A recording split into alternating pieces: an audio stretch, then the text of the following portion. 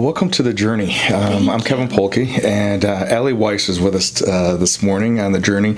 And The Journey is just conversations with ordinary people about stories of transformation and how we may have had setbacks in our life and how we persevered through those, how we've learned from those obstacles, and how they've maybe helped us on our path today.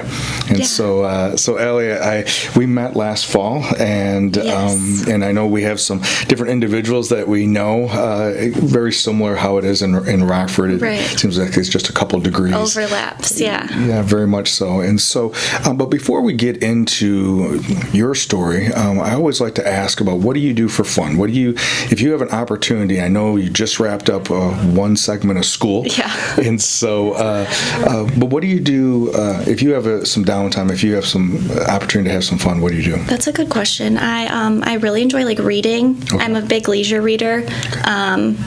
I like to work out, obviously. Okay. I've been an athlete my whole life, so exuberating energy that way is important to me, and just seeing friends and family I value. But I'm a big traveler, and I'm going to Europe this summer, so I'm extremely excited for that. So where in Europe are you going to go? Madrid, Barcelona, and Paris. Okay, so Spain and France primarily. Yes. Okay. Yeah. My mom's best friend is actually from France, from Spain, and it's an easy flight to go to Paris, so we might as well see it while we're over there. Sure. Yeah. Have you ever been to Europe before? No, I've never been out of the country. Okay, yeah. I've been to Canada and Mexico, but I've never been to Europe, and I'd like to go. I'm excited because their history is so much longer than anything we can see here. Yeah. So I'm excited. It is interesting when you say that if we compare the American culture as far as the United States American culture, it's only a couple hundred years old, and compared to Europe, which is hundreds of years, and it would just be. I'm excited to see the architecture. Yeah. And it's just phenomenal, really, because if we think about hundreds of years ago, the even utensils they had to make these things were so minimal, but they made the most extravagant structures still to date. So it's just remarkable, really. Yeah. Well, that'll be fun. I definitely want to hear how that trip goes for you. So when you said you read for fun, if we were going to look at the different books that you read, what are some of the books that you read? My favorite book's The Last Lecture by, I'm pretty sure it's Randy Paulson. I think so, yeah. I really respect that platform to write about, and I think it's phenomenal that he took the time in his deterioration in life to just reflect and write about things, and I think it really puts things in perspective. But I'm very interested in World War II, so I read a lot of books on the Holocaust and just really what we did over there and our involvement. I like reading about history. Okay. Yeah, because I think we can learn from the past and things that occurred. Yeah. Sure. History is definitely my. So whenever we're playing Trivia Pursuit, that's the category that I like the most. Mine too. So I've always read biographies, even when I was younger, and more age appropriate. But those are some of the earliest stories that I remember reading about, and so yes, there is definitely some fascinating things, and so it'll be very cool for you to be in Europe and have an interest in the history. Yeah, with Spain, and then especially with France. Yes, I'm very excited to see what they have to offer. Well, I also have to say congratulations. You just finished up the first leg of your education. Graduated from Illinois State, and so you're a Redbird as well. I graduated from there a few years ago. And so, your degree was in what? Psychology and a minor in biology. Okay. Yeah. All right. And did you go there all 4 years? Or? I went to UW-Milwaukee my freshman year, and I was in their pre-nursing program, but it wasn't really what I understood it would be, because you have to try to get readmitted into the nursing program, and sometime my year they over-admitted.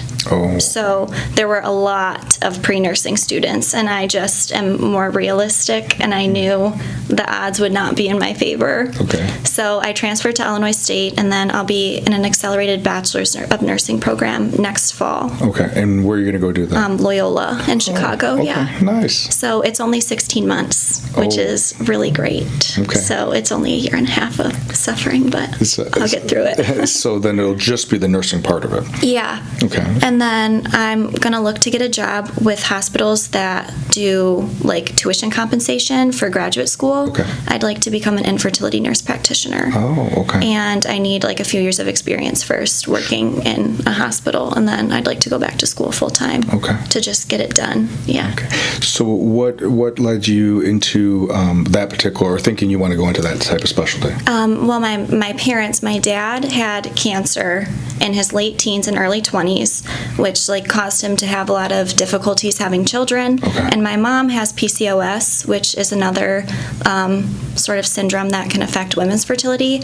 So my parents had extreme infertility issues, and I was exposed to that as a kid because I knew, like, when my parents said I was a miracle, like, they meant it, and I would go to their appointments with them after me to try to have, like, more children. Okay. And the doctor at the time, Dr. Holden, he still practices in Rockford. He's like a savior to me. He always would tell me how, like, infertility doctors and practitioners are so needed. So me going the nursing route, I think it puts a different spin on things because nurse practitioners are really coming into, like, the medical field. Very much so. Full force. So that's like a different route to be involved in infertility, but I think I have like a very well-rounded understanding since my parents went through it. Yeah. And your own personal experience of being an only child, right? Yeah. And it sounds like your parents yearning for wanting to have more children. Yeah. Okay. You said, and I apologize, PCOS? Is that what Yeah, polycystic ovarian syndrome. Okay. It's pretty common in women. They say, I'm pretty sure it's 1 in 8. Well, 1 in 8 women experiences infertility, so it's likely a lot of them have PCOS. I see. Okay. Yeah. All right. And so growing up, this was part of what part of your family, right? Is it just part of what was what was going on? And it sounds like your parents were very open with you. Extremely open about it. Yeah. Okay. I think they wanted me to have like a better understanding of like, because as a little girl I was so ready to get promoted to being a big sister to someone. Sure. But like they wanted me to understand like the reality of the situation, that like it wasn't very likely and it would just be me. Okay. And now I'm totally okay with that Sure. in so many aspects, but it does have like its downfalls for sure. Sure. Yeah. Sure. So you graduated from around here, from the Rockford area? Yeah, Hananiga From in Hananiga. Rockton. Yeah. Okay. And then are your parents from this area as well? Yeah, both of my parents went to Hananiga. Oh, did they? Okay. They didn't meet in high school. I mean, they knew who each other were, but they met when my mom's senior year in college. Okay. Yeah. All right. And then what did your mom work outside the home? Yeah, my mom is a public school teacher. She's an educator, and so is my dad. Okay. Yeah. And where did they work at? In Beloit, the Okay. Beloit school districts. Yeah, the public schools. All right. And did they work in elementary? Did they work in the secondary level?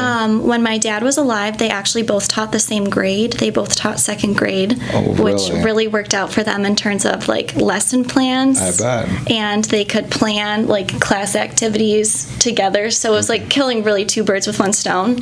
And now my mom teaches fourth grade because their school district did a lot of revamping and rearranging teachers around to see where they would excel more and where they were needed. Yeah. Did they work in the same school, or did they work in different schools? Yeah. Okay. And their schools were very different clientele bases. So it was very interesting as a kid because I got to go visit.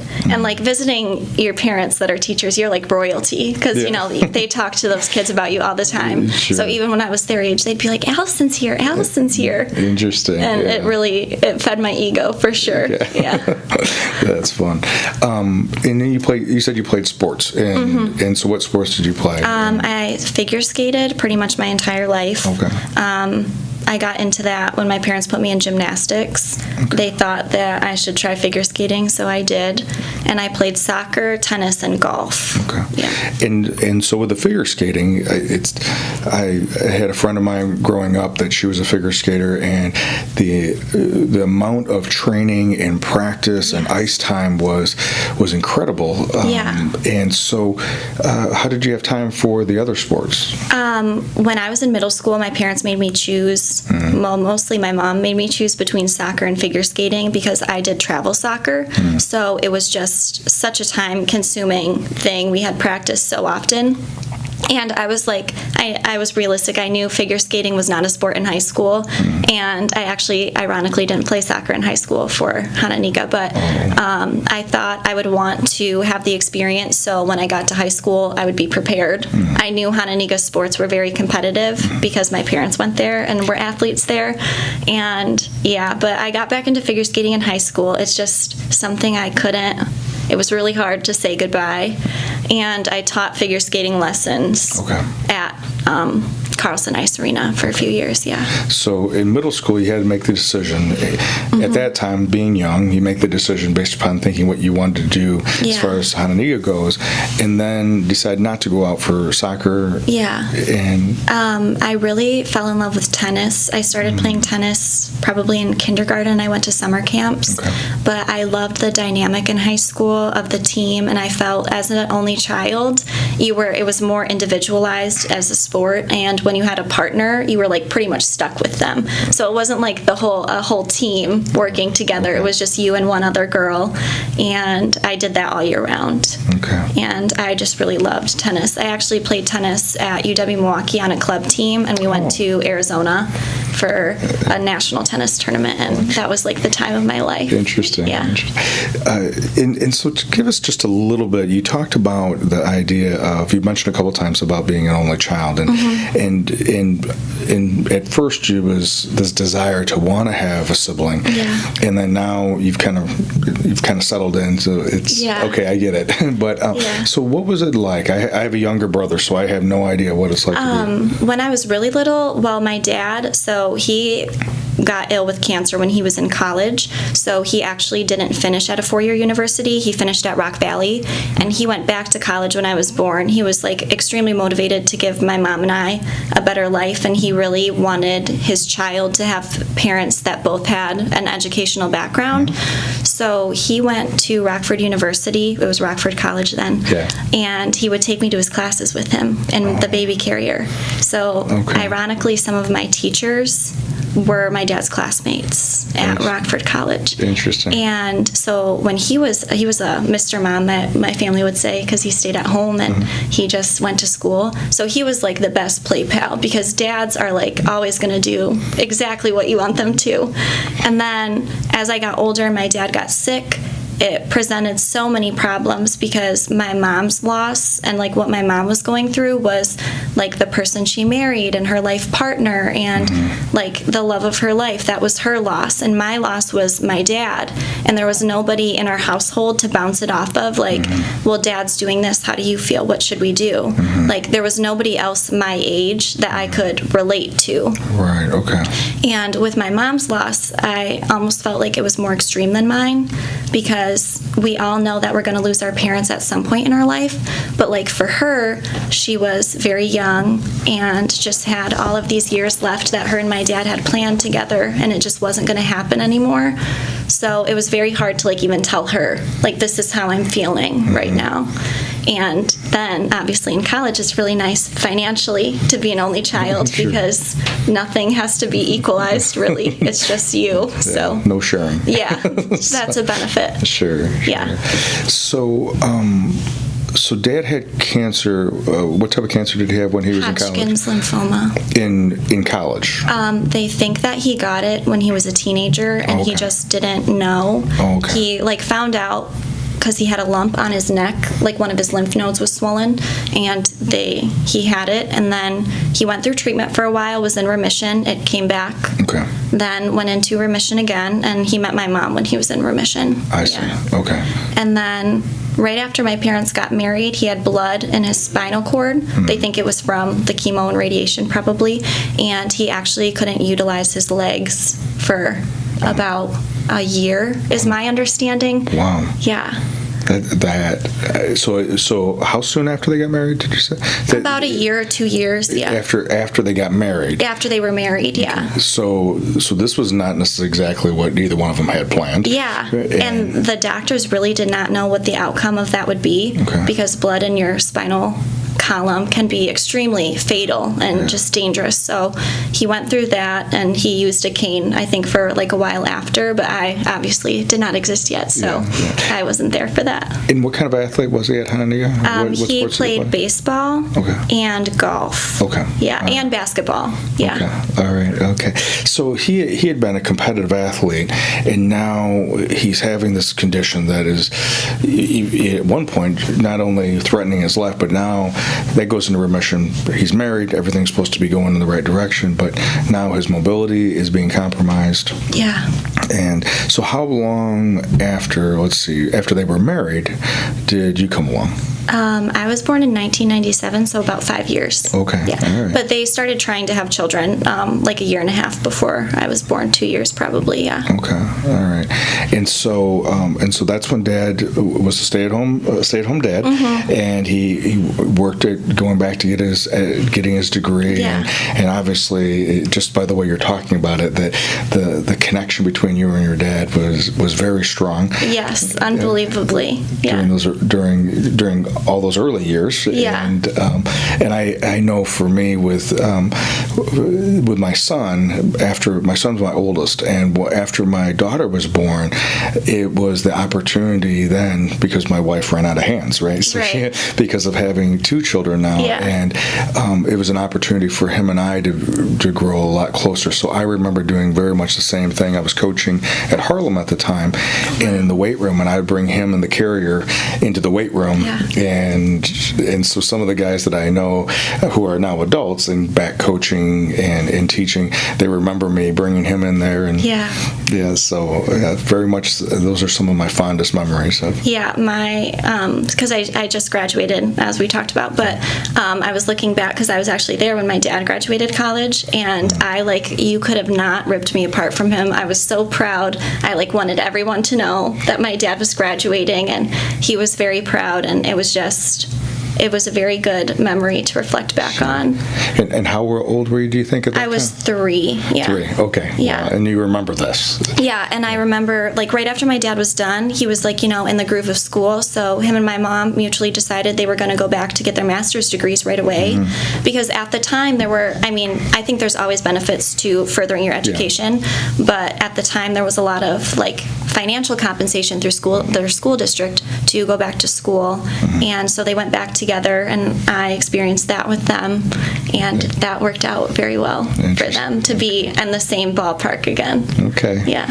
And it sounds like they just had an amazing relationship, not only being together, but working together, or at that time going to school together, and then later working together. And my mom was very much an advocate of me having the time I needed with my dad. So when she was a teacher, she always opted to do summer school, because she knew when she was at school, it would give me and my dad the alone time together to bond and do probably whatever I told him to do. But my mom was very much a good role model growing up in terms of what a relationship should be like and how 2 people should treat each other. And not knowing at the time that my dad's health was just going to decline so immensely, I'm very grateful that my parents had the relationship and I had the relationship with my dad, because I'm very aware that a lot of men feel pressure to work when their kids are young and make a lot of money, so when they're older things can be easier, and I'm just so glad my dad didn't choose that route, because now I have so much to look back on and be grateful for. Yeah. Very much so. So as you're talking, the cancer came back, and it sounds like it came back pretty harshly. Well, actually, so in 2006, my mom's and my dad's school district wanted them to do routine stress tests just for insurance purposes, which is a pretty common thing, and my dad's did not come back the way it should have, at all. And I vividly remember this, because I came home from school and my grandma was at my house, which wasn't super weird, but it was weird because she was very kind of off. My mom's mom was at my house.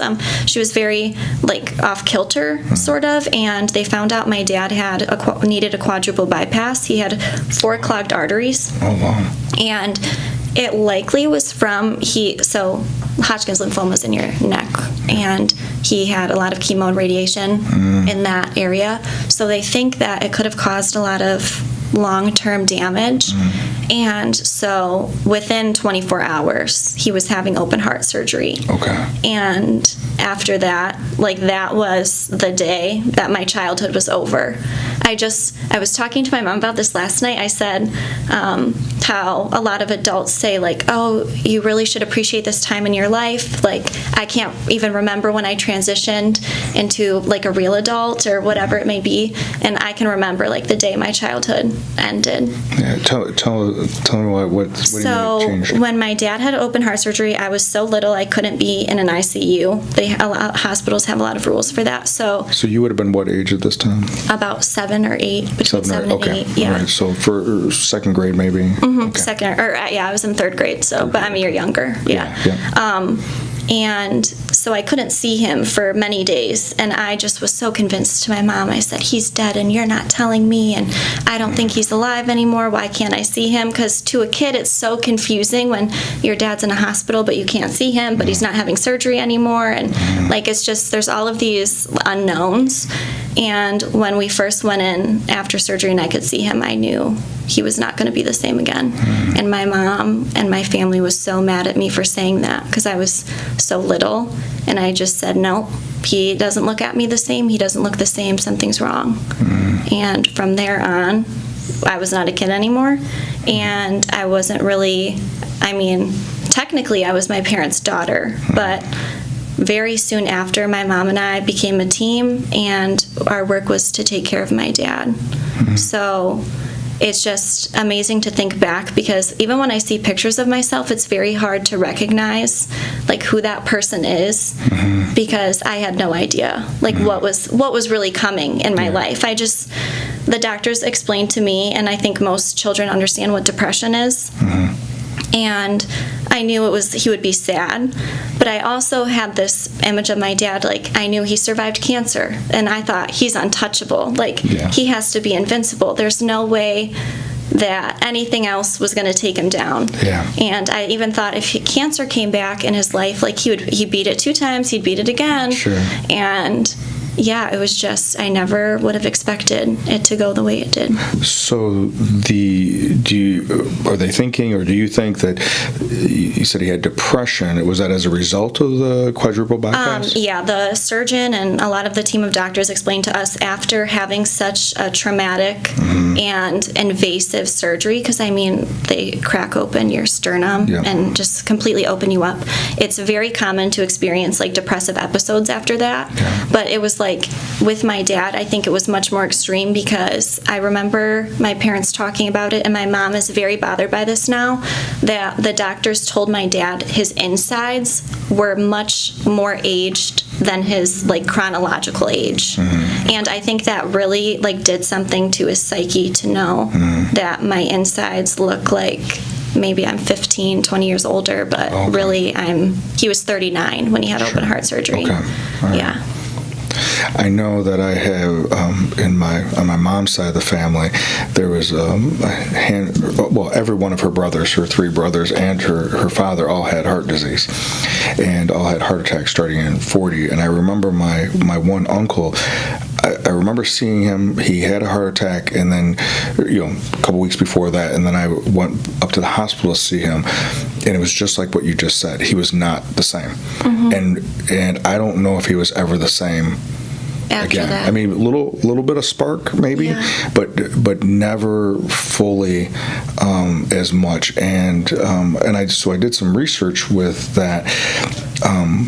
And because of the type of trauma that the heart, it had, the impact on the heart with the heart attack and then the open heart surgery, which typically go in that order, there is depression is more common than not. Not just because of thinking that now your life is going to be different, but there's the chemical imbalance that happens as a result of the trauma. And so I don't know for sure, not being a cardiologist, how much that is true. It just it sure made sense to me as I was watching my uncle, and then later reading about that and having some clients afterwards and working with their family members and working with them, that there was definitely some correlation there. I think I really I think most children can understand depression because, in every hospital room there's the scale, like the frown face to the smiley face. Yeah. And I just thought it was just going to be a sad phase.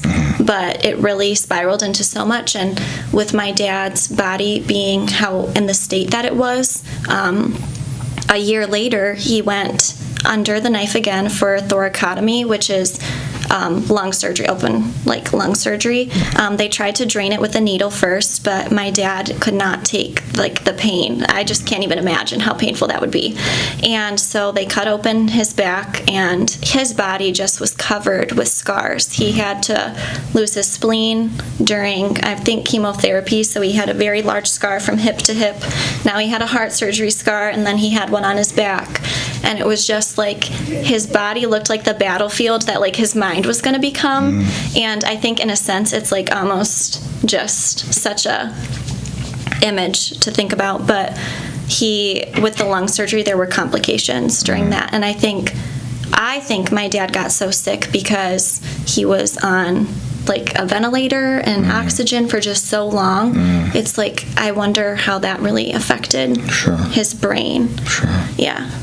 Complicating because the depression had already, as a result of the trauma to the heart, the depression had already started setting in. And I think this is where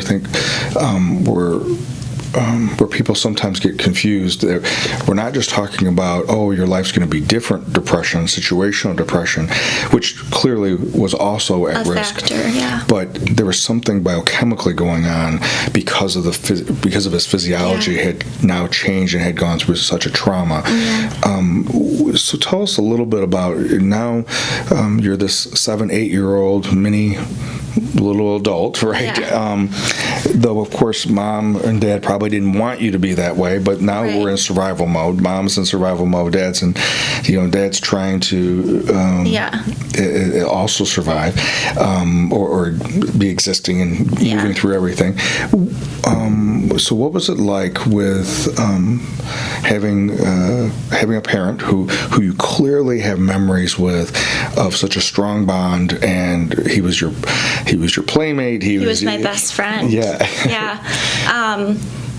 So the thing about mental illness is it's very common in terms of symptoms, across the board, but for individual people it can be extremely different. And for my dad, as his mental health started to decline, he would come back sometimes and be the dad he was when I was a little girl. And my mom and I, she just remembers me. We were talking about it this weekend because I was talking about what to say. I wanted to make sure I got his history right. Sure. And she said, I just remember you running into the bedroom sometimes and saying, Mom, Dad's back. You got to come out here. He's back. And sometimes he would only be back for 5 minutes, and sometimes it could last a whole day. And it just felt like I was constantly getting hit by a train because it's he's back, but I know he's not staying. And when is he going to go again? And at first my mom and I would be my mom, his name was Dean, so my mom would be Dean, this is what you're doing. What should we do? We don't know how to help you. But when he would come back, it would just make him so sad because he could not believe that he was almost disassociated with what he was doing when he was sick. So it was very hard, and eventually we learned we're not going to mention what he did. We're just going to appreciate the time and do whatever he thinks to do. And I'm very grateful for those moments. It's interesting. I think I've had other people share the same thing, is that at some point we let go, and we want to, I think a very common human thing for us to do is point out to someone, this is what you did when you were under the influence of alcohol, or this is what you did when you were under the influence of the depression, as if somehow that realization would then cause the person, when the depression comes back, to not do that. Yeah. But if that was such an easy choice, then they probably wouldn't have done it in the first place. Yeah. It's I picture, cartoons with huge boulders rolling down. The lung surgery, I think, really got the ball rolling in the terms of the mental illness. Shortly after that, he was diagnosed with bipolar disorder, which, as we know, is similar in a lot of ways to depression because you have extreme lows and extreme highs. And it just became a medication mayhem. Every psychologist we saw, psychiatrist, well, here, take this, take that. this will fix it. And at the time, obviously, he had so much anxiety just from his medical background. Like, his life was unbelievably difficult in terms of what he had to face, but he started taking Xanax. And I remember, it's ironic because when I was a freshman in college, like, the Xanax phase was so big for people. Sure. And I would just think, this is what ruined my life. And all of these young kids are taking it because a side effect of Xanax is craving alcohol. That's like a common thing. So I not only had a dad who was suffering from physical illnesses, he was suffering from mental illnesses, and he was drinking. And it was just like the worst trifecta you could get. I had to learn very quick who to call when he was having episodes and how to react and how to explain to a 911 operator that my dad is mentally ill, and when the police come, he might not remember what he just did or what was going on. And that's why I'm so eternally grateful. The Rockton Police Department was very understanding to my dad's illness, and they always treated him with so much respect. And I don't know what it would have been like if they were not so aware or, I guess, compassionate towards people that are sick. And I don't know, you had to learn really quick. And So this was the Rockton Police that you guys worked with, okay? Yeah. And so he was prescribed Xanax, and then as one of the side effects from Xanax is this lower inhibition, and it definitely has the capabilities of lowering that initial wave of anxiety, but the body builds up such a tolerance to it so quickly that either you have to use more Xanax or you have to self-medicate with alcohol. We were at a point where my dad would pop Xanax like they were Tic Tacs. And just who he was, my dad was not his mental illness, and I will never think that. It's something that he struggled with and battled, but to me, my dad was a warrior, always. He fought so hard, even when he was so sick. And once the Xanax was prescribed, I just feel like from there was it was a tornado. Because then in middle school, he was just so angry. And it's I would be angry too, I think, because not only do you have cancer, and then you have difficulty having children, but now you have all of these physical ailments, and then you have a mental illness. I don't know how he could have kept anything straight. But in middle school, when I was in middle school, it got so scary in our house that I would sleep with my mom because her bedroom door locked, and we never knew really what my dad's behavior was going to be like, or if he was going to drink. And sometimes he acted like, he was under the influence of alcohol, but it was just his medication. Okay. Yeah, so at one point he was on 14 different antipsychotics. Wow. And that is really hard to swallow now after studying what I did and learning how many people should actually be on. Yes. It's insane that any doctor really allowed it. Yeah.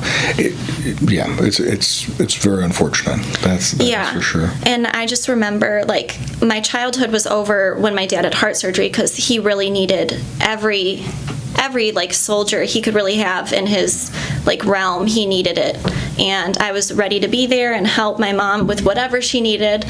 But once he was sick, it was psychological warfare every single day. We never knew what he would be like, and it just spiraled so quick. How, and if it did, and it may not have, because it sounds like you had a very good foundation, but typically in situations like that, then we start questioning ourselves and questioning, because as a result of mental illness, sometimes then they're obviously not who they normally are without the influence of the mental illness. And so sometimes the caregiver, the family members will question themselves because they'll hear something coming from a loved one and not be able to discern that this is the mental illness talking, this is the addiction talking. And was there ever any time period where... My most pivotal moment was February 15th. I still remember the day because every year it's my dark day. And until I came to college, and I had a professor where I wrote a paper on my dad, and he started to have me speak to freshman classes about mental illness to kind of end some stigmas and stereotypes of what it's like. February 15th, my dad was removed from our house when I was in 8th grade, and he just had a very bad episode that day, and he looked at me in front of all of the police officers that were there. And in Rockton, it's kind of funny because there's not much going on, so pretty much every police officer that was on duty would be in our house. Sure. So there were about 6 or 7 police officers, and my dad looked at me and my mom, and he said he was going to kill us, and he said he would come back and he was going to end our lives. And I looked at him, and I remember thinking, what did I do? Why is this what my dad, who I know loves me, is saying to me, and why does he feel this way? What did I do wrong? And why is he so angry at me? And why is he angry at my mom? We are taking care of him. I was so confused, and I really felt extremely scared. But throughout my middle school experience, he was very angry, and there were times when I was riding the bus home from school and I'd think, am I going to come to school tomorrow? But he never had said it out loud. It was just an internalized fear of what his illness was doing to him, and his behavior was very erratic. And I knew it was never my dad. I always knew he loved me. Even when he said that, I knew he loved me, but you started to think, what did I do wrong? Sure. Now. And not obvious. I remember helping take care of my grandmother when I was growing up, and different grandparents and family members, and it can be frustrating. There's no doubt it can be frustrating. And so I imagine when Dad makes those comments or is angry, and then makes that comment, and you know that you've had your own thoughts, even if you didn't verbalize them. Sometimes for us that's enough to connect, and then we go, oh, he knew, or oh, this is why. What'd you do with that afterwards? Because I'm assuming at that point Dad was brought to the hospital. He was brought to Swedes a lot because they have the psychiatric facility here. And my godparents, my godmother is a nurse, and my godfather was my dad's best friend since they were little kids.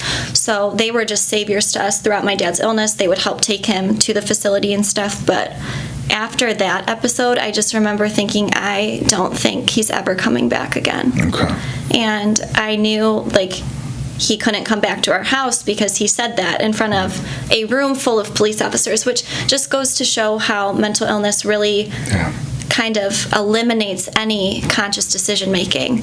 Because somebody who consciously meant that probably wouldn't say it in a room full of police officers. And it was set in stone. It was written on a piece of paper, a police report, and you can't go back from that.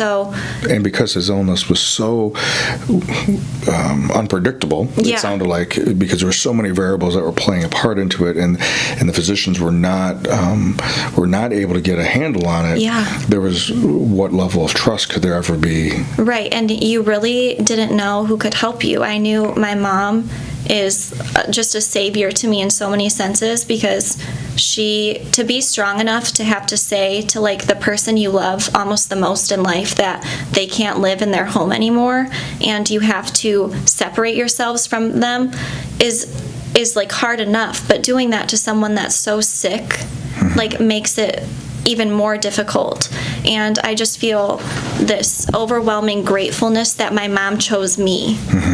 Because I think we both knew deep down that if my dad came home, he would find a way to do what he said he was going to do, because it wasn't him, and he was prescribed Seroquel, which, if you're susceptible to mental illness, can cause schizophrenic symptoms. So we think that is what kind of triggered him to go into the mindset of, I'm going to hurt you now.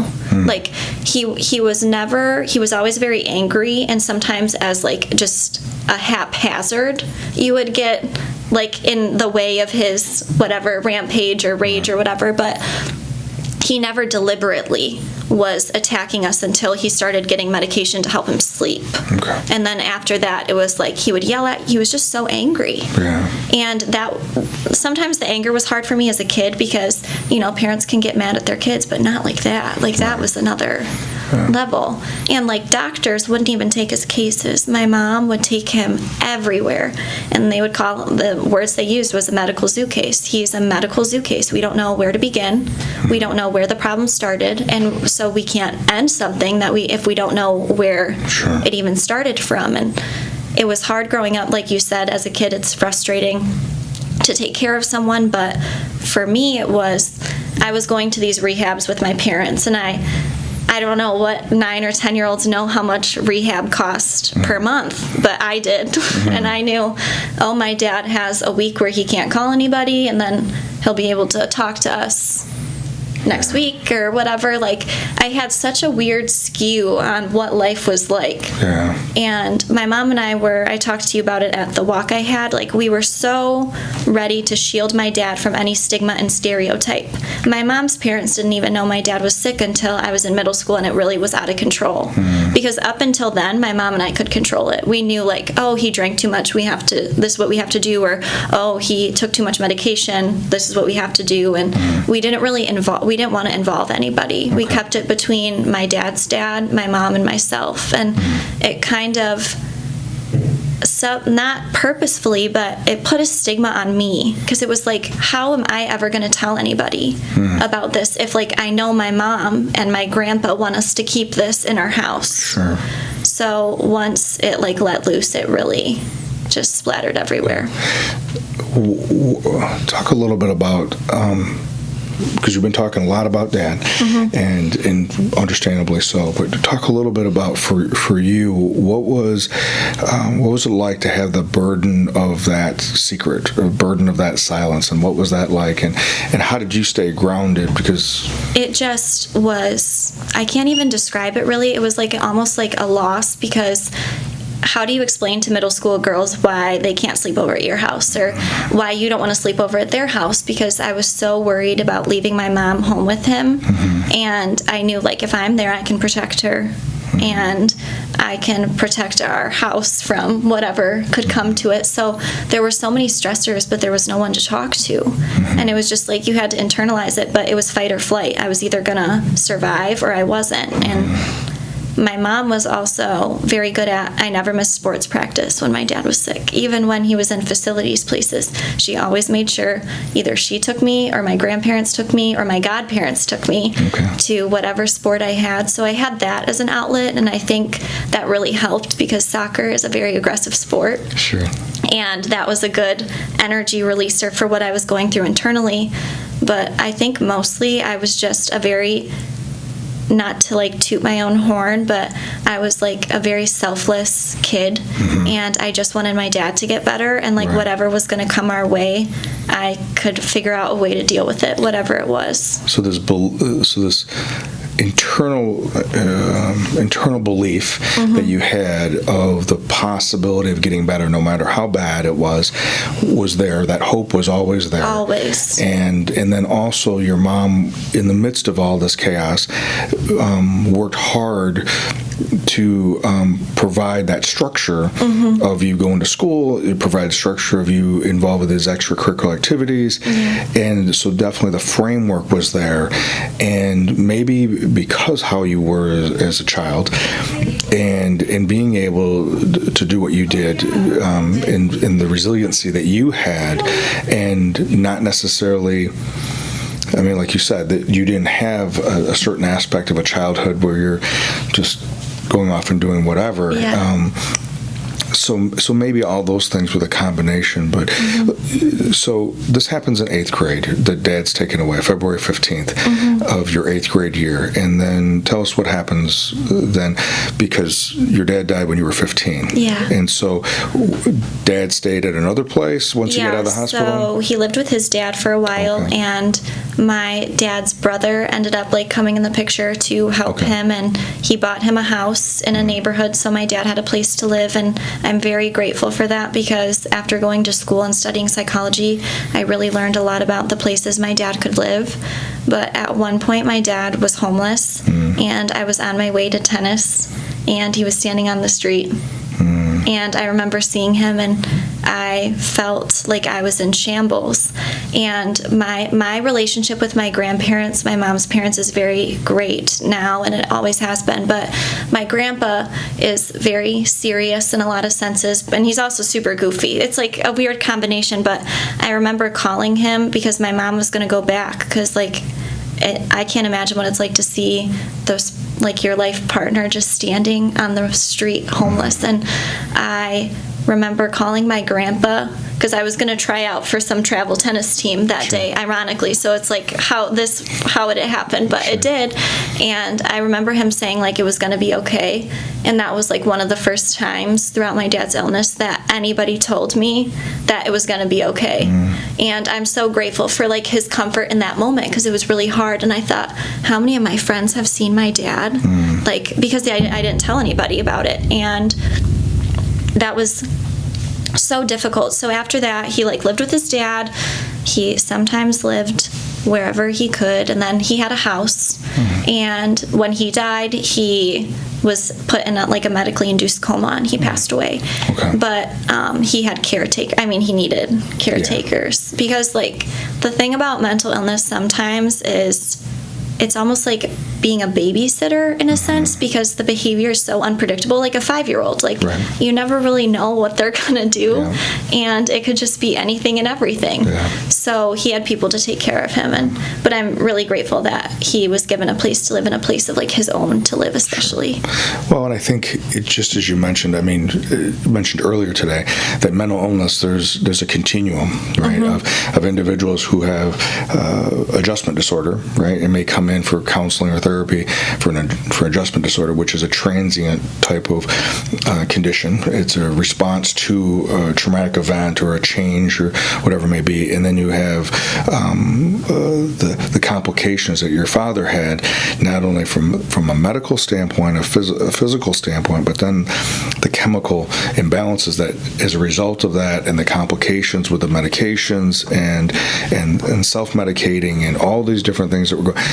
And so there's this whole continuum of not everyone who's mentally ill is going to have the same situation as your dad did. And not everyone, your dad being an example, is just going to be able to talk it away. And so, or just reframe it, and so there's some. It is much more complicated than people think. Will take into consideration. So it was like before he passed away in high school, I was only focused really on sports, which, when I applied to college, really came back to get me. I mean, I didn't do awful, but I did average, and I knew I should have done better, but I have to think back, like, that was one of the big regrets I had, and I had to think back, like, I was so scared all the time.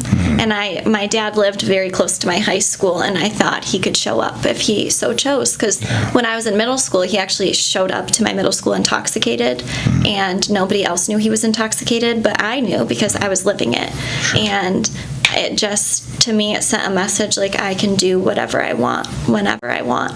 And I thought, I hope he wouldn't do that at a high school. Because there's so many privileges to living in a small community, like seeing people you know often. But in terms of somebody suffering from a mental illness, before mental illness was given these platforms to really talk about. When my dad was sick, it was a very hush-hush thing, but everybody knew about it. And it was a stigma that was pressed on my mom. It was pressed on me. People couldn't be my friends. People used my dad as a punchline that I was, like, in high school with, and it was just like a shadow kind of that followed you. And I just remember always being so scared he would show up at school, because I thought, like, that would make it so much worse. Like, whatever I was already dealing with, it would just really... So on February 15th, everything goes from being under wraps and being within these handful of people that know about it. Not that there wasn't a burden of that as well, that secret, but now with the series of events that happen afterwards, the hospitalization, no longer living with your mom and you, it sounded like there would be episodes of anger, and he would leave whatever house he was staying at, and then he would be homeless for a time period and then go back, and those were it became even more erratic and more chaotic at that time period. But now everything's exposed. The secret that you were keeping inside, the silence that you were keeping, now is splattered everywhere. And like, my dad had friends from high school that he would contact, but then I went to high school with their kids, and I don't blame them for having conversations in their house. Mental illness, I understand, is a very interesting thing. Everybody's so curious about it, and I get that, but a lot of them were misinformed or misunderstood, so then it brought it to school, and I just remember people saying that my dad's schizophrenic and I was going to be schizophrenic, and I was like, well, no. And it was just really hard for me to deal with the stigma, because I wanted people to like me for me. I wanted to have kind of a normal life, and I wasn't given that, and it was so frustrating. So then I just internalized everything, and once I was at ISU, I wrote a paper on my dad, and a professor asked me, like, would you be comfortable coming and talking to my freshman Psychology 101, sections? And I was like, well, I could try. And right when everything came out, I felt free. It was like, whatever stigma and stereotype people placed on me, it's gone. I know who I am, and I know what I lived through, and I'm a survivor, and I really just want to like celebrate that. And I think it was right when I spoke, I felt this overwhelming need to raise awareness to mental illness. I thought, like, I learned in my classes how many people don't make it out of the situations without going a bad route themselves, or make it out just in general. And I thought, like, I'm given this privilege, and I feel that I need to talk about it. And then my senior year at ISU, so this year, I was feeling a lot of anxiety about my dad not being at my college graduation, because like I was at his, so it's like kind of reversed. And I remember thinking, like, I felt like I couldn't breathe, and I thought I was having a panic attack, which I probably was. And I thought I should probably go talk to someone. I think it's time for me to talk to someone. So then I went to group counseling with a bunch of other kids who were grieving and also anxious, and it just was a very enlightening experience for me. And so it's ironic, because my dad died when I was 15, but I didn't heal until I was a sophomore in college. I didn't start healing from it. And now I like fully can embrace everything, and it's like whatever questions people throw at me, I'm ready to go. But at first, I think if anybody would have addressed it, I would have been like, well, I don't know, like I need to ask my mom or something. Right. Well, it would make sense. And you and your mom and dad were so close. Yeah. You were very close with your dad, and then as his illness had taken on shape when you were 8 years old, then your mom becomes a teen, and then dad dies your freshman year? My sophomore year. Sophomore year in high school. Yeah. And then obviously your mom and you are still very close, which is not only what you've gone through, but just because dad... it's hard, right? Because there have been all this tension and all this chaos. There's multiple levels of grief that happen when someone dies prior to, and they didn't get well. Right. Yeah, I remember thinking, because my mom, I had a tennis tournament the weekend, my dad died, and we weren't there. He died in the hospital, hopefully with his family. But I remember her telling me, and she just blurted it out in the kitchen. She doesn't think she does, but she did. She's like, I have something to tell you. And I thought, oh boy, is dad in jail again or something? Like, all these things run through your head. Like, what did he get in trouble for this time? Does he have an attorney? Like, and then she just blurted it out that your dad's died. And I was like, he's dead? Like, gone? And she said, yeah. And I remember thinking, I really am glad that he's at peace now. But then now I do not feel that way. At the time I did, because I know he was a prisoner in his own body, and like he just the misery that he felt, I can't even fathom. I don't really know if anybody who hasn't gone through that themselves can understand it. So at the time, I was like, he can finally rest. Because I don't think my dad lost to his mental illness or his physical illness. I just think he needed a break. And that's what I like tell my mom now. I don't like to say that it overcame him. I just want to say, like, he needed to rest. Because it's just a constant battle, especially if it's your body. Because for us, it was like a warfare. Like, the psychological mind games that were played on us and with each other. Because there were a lot of things my mom and I did wrong, and I'm very open to it after learning in my major. Sure. And that caused a lot of distress. I would call my mom crying, and I would say, can you believe that this is how we said this to Dad, or we did this? I don't know how I'm going to deal with this. And she just always says, like, we did what we knew to do at the time, and we worked with the cards we were dealt, and that was it. But over time, it's just like you feel so different about things. And now it's like, I wish he was here. I wish he could have lived longer to, like, beat it. Because I really think that maybe now, with how mental illness is treated and spoken about, it would be a totally different ballpark that we'd be in. But it didn't work out that way. So ultimately, he was put into a coma, it sounded like. Yeah. I think he had pneumonia, maybe. He probably caught that. Because his immune system was often very compromised, as you can assume, with being cut open so much. Sure. Yeah. So it was the complications of the illness as well as lifestyle and everything all together. And it just split apart our family pretty much. Like, I was very close with my dad's dad my whole life. My mom's dad is the very mature and like advice giving grandpa, and like my dad's dad was like the let's go play and like do something like crazy. And it split apart our family, because when my mom chose me and us and to survive, it was not like taken as like they're doing this because they have to. It was like they're abandoning my dad. But your mom and dad never got divorced? No, they just had to be separated. Separated, sure. Yeah.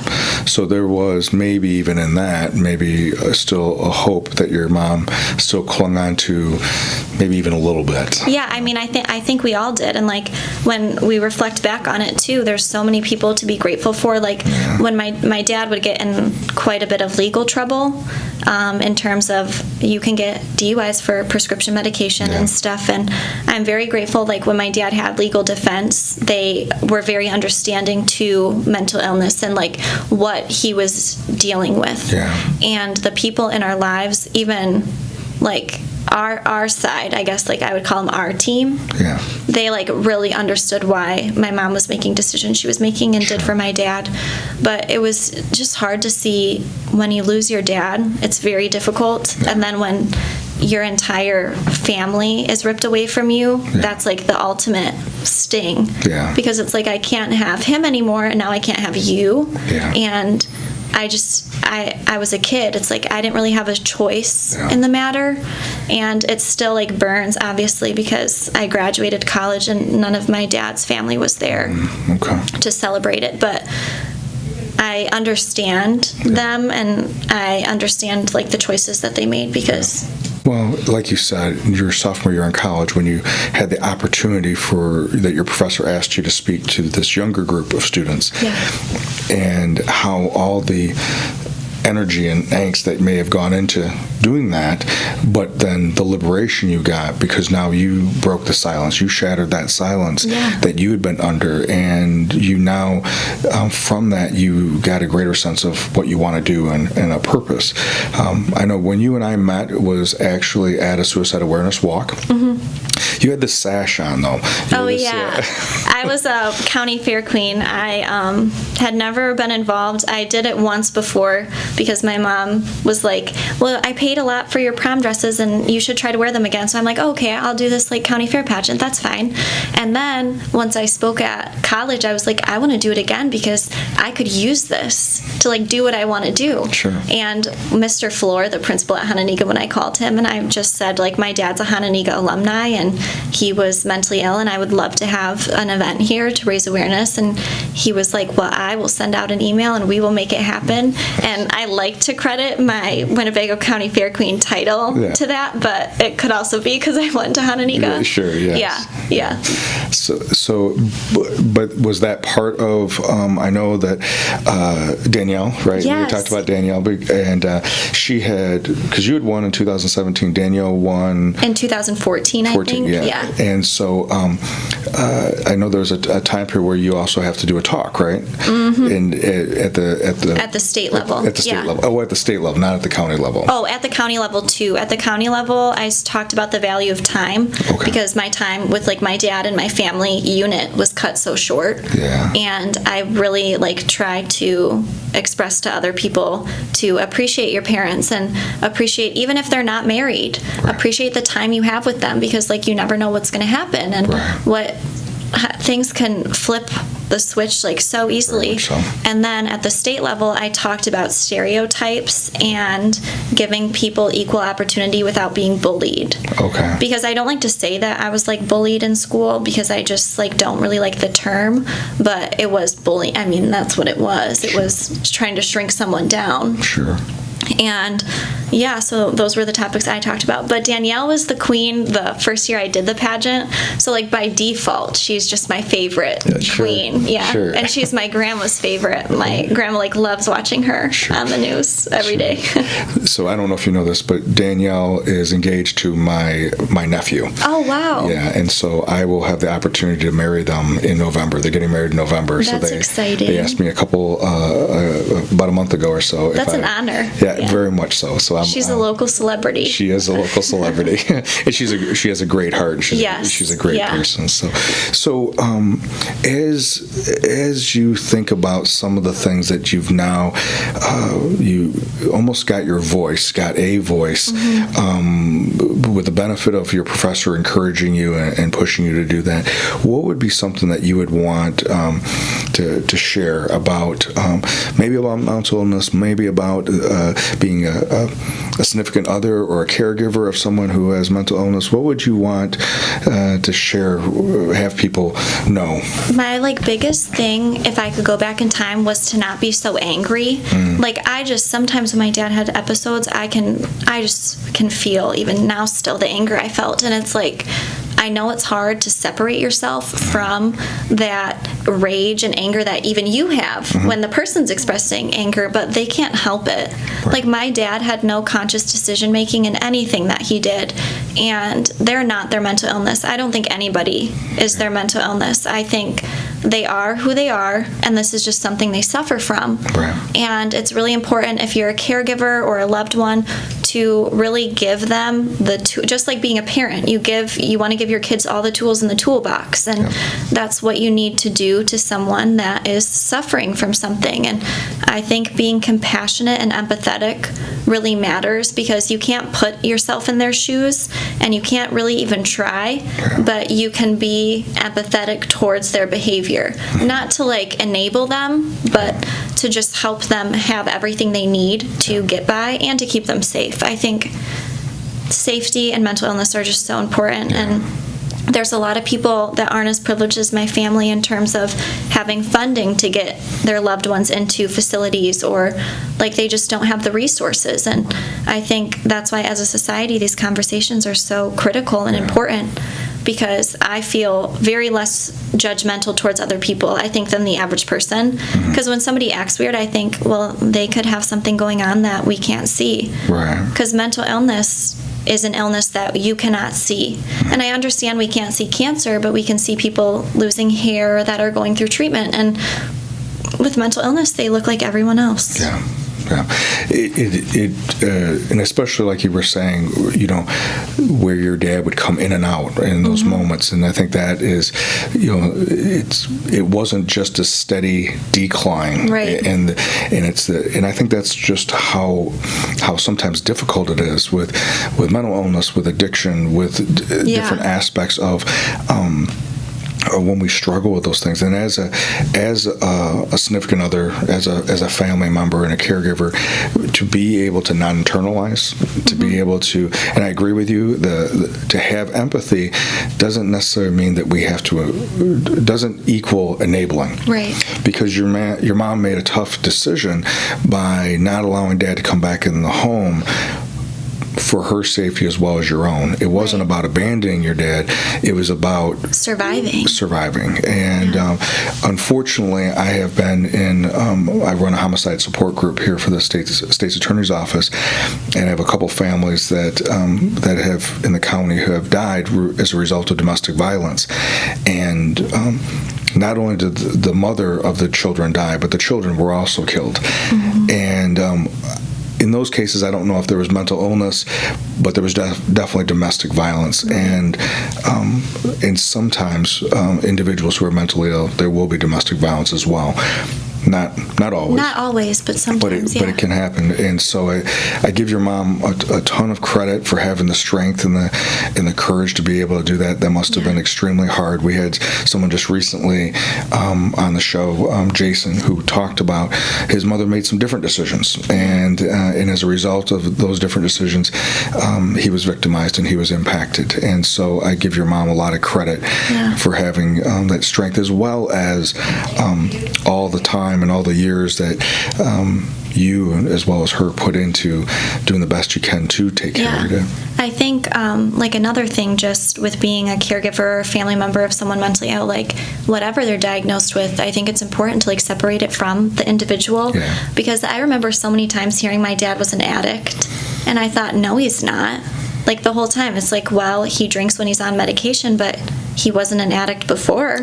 He was mentally ill. And we just, as a society, we are so good at labeling things. We label clothing sizes, we label skin color, we label religion. We just have all of these labels automatically given. And it's really, when it carries over to mental illness, to a lot of people, it's very profound. It becomes their identity. Like when you say someone is an addict, they're going to identify with that, or you're schizophrenic, or you're having schizophrenic symptoms. With my dad, it was like he had schizophrenic symptoms, but I'm sure he heard it as, this is what you are. And it's just very difficult for people to be umbrellaed almost under this title. And it's like, that's not who you are. What do you like to do? Because everybody with a mental illness is different. They have different hobbies. They're loved by different people. And I think as like a caregiver too, it's important that you don't stigmatize yourself, because we did. And if I could go back and change that, I would have rather been more open during the time than my dad's sick, whispering to my mom, what, should we take him home now, or what do we do so no one sees, or my mom whispering that to me. I would have rather had it be a more open thing. But I do understand at the time, the only thing that we were talking about was suicide and depression, and now we're having all these conversations about bipolar disorder and multiple personalities and things that are also under the mental illness umbrella. And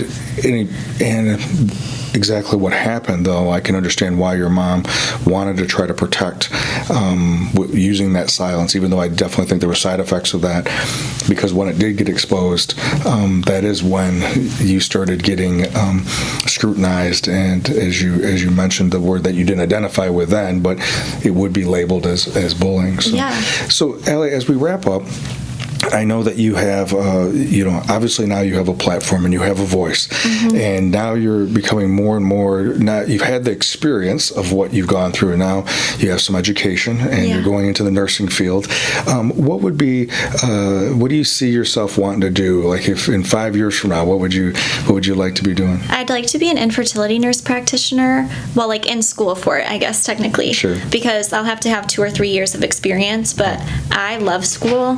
My parents are teachers, so like you kind of have to, but I'm very excited to pursue that profession, because I think even being an RN, I want to be in trauma, because a lot of those people that come in will potentially have side effects to things, and I think coming from the background I come from, the empathy I would have would be so sincere, and the care that I would give people would be just very well-rounded, and I would be very aware of things. So I'm very excited for that, but I'd like to maybe have a dog. Yeah. Okay. Yeah, that's about it. Okay. But just going to graduate school really matters to me, and pursuing a degree, because I feel very privileged to live in a country where we're able to have education as women and pursue whatever we so choose to pursue. In college, that was the first time I learned about the parts of the world where a lot of people don't have access to education. So it made me appreciate it more. A little late to the party, but it definitely made me appreciate it. Sure. Well, I think you definitely have a story, and you have your own story unfolding. Yeah. And I'm so grateful that you've already have started learning the benefits of that setbacks aren't who you are. It's just a part of your journey. Yeah. And who you can become because of that. So, so thank you very much for coming on the show and being part of this, and your story and your message and just what you're trying to do with your life and are doing with your life is exactly why it's so important to be putting this out. Yeah, I think it's phenomenal you have this platform and are just able to use many people that you meet or know within the community to share, because these are conversations that need to be happening, and it helps destigmatize everything that's discussed here. Okay. Yeah. Well, thank you very much, Allie, and good luck in Loyola this coming year. And, we'll talk soon. Yes. So thank you very much for joining us today on the journey, and we look forward to having you back next week. Thank you.